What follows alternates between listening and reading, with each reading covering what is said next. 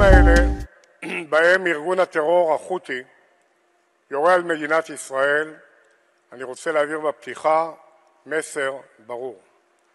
הבסנו את החמאס, ניצחנו את החיזבאללה, עברנו את מערכות ההגנה באיראן ופגענו במערכי הייצור, מוטטנו את משטר אסד בסוריה, הכינו קשות בציר הרשע, ואנחנו נכה קשות גם בארגון הטרור החותי שנשאר עומד אחרון ויורה על ישראל.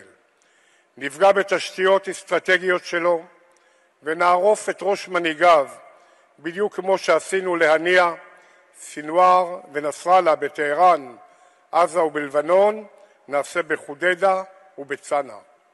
מי שירים יד על ישראל, ידו תיגדע, וידו הארוכה של צה"ל תפגע בו ותבוא איתו.